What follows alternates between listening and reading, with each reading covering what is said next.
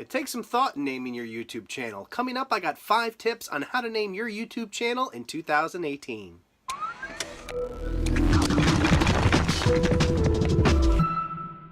And don't forget, if you want to continue to build a foundation for YouTube success, make sure you're subscribed to the channel and you click that bell notification icon so you don't miss a thing. Hi and welcome to Creator Fundamentals. I am the slightly congested Dan Currier and I am here to simplify YouTube so you and I can grow together. Today I wanted to talk about naming your YouTube channel. How much thought did you put into naming your channel? Or are you about to create a channel and don't quite know where to start?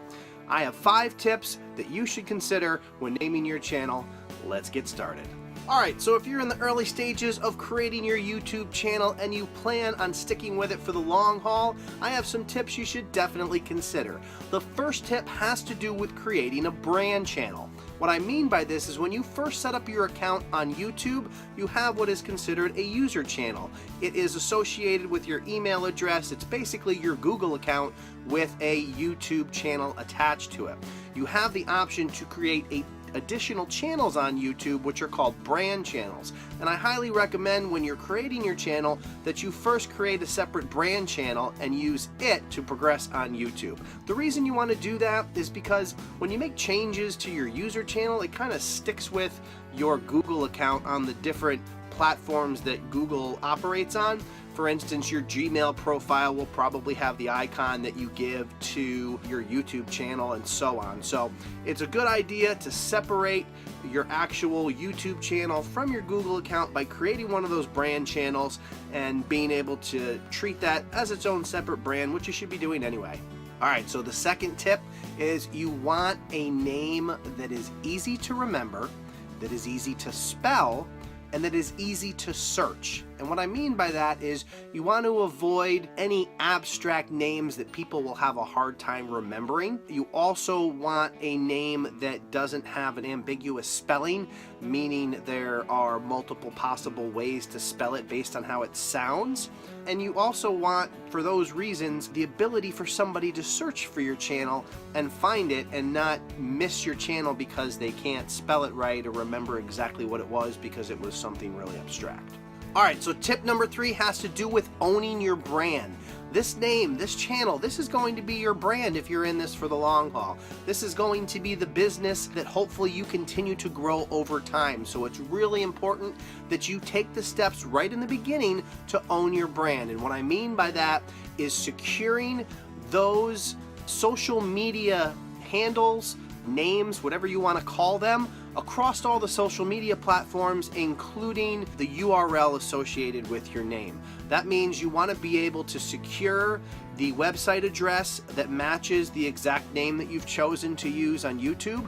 You also want to be able to secure that name on Twitter and Instagram and Snapchat and Facebook. So you want to make sure that, first of all, when you're considering what to name your channel, that all of those options are available across all the social media platforms. That doesn't mean that you have to immediately start submitting content on all of those platforms. You just want to make sure that you secure the rights to the names associated with your brand, so when it comes time to use them, you're not going to run into a situation when that they just simply aren't available because somebody else has snatched them out from under you. So you definitely want to secure those beforehand, and you want to check them once you think you've decided on a name to make sure that they are available. And one little caveat is one that kind of stung me on Creator Fundamentals, is that there's a 15-character limit for your Twitter handle, and for that reason Creator Fundamentals was too long and I had to go with Creator Fundies, whereas every other thing I have on social media is Creator Fundamentals. So keep that in mind as well. You definitely want to check out all the social media platforms and make sure that the name that you want to use is available and you can secure that across all of them. Alright, so tip number 4 has to do with avoiding names that are already in use. I can't tell you how often I see this time and time again, especially when I'm doing channel reviews on a live stream. Somebody will ask for a channel review and they'll provide their channel name, and you go to look for the channel name and there's like 15 of them. So even though your name may be available across all the social media platforms, you definitely want to try to grab a channel that 10 other channels are not using. At the very least, if you're really in love with a channel, you definitely want to make sure that there are no active channels using that name. What'll happen over time, if you have an active channel, your name will probably bubble to the top in terms of search results if you match others, but as much as you can avoid it, make sure you're choosing a name that is unique and is not used by a bunch of other people on YouTube. All right, so tip number 5 has to do with choosing a name that is relevant to your niche, or at the very least to your brand. And what I mean by that is, if you are someone who is going to appear in all of your videos, then you can certainly consider naming your channel with your own personal name if you intend for you to be the brand.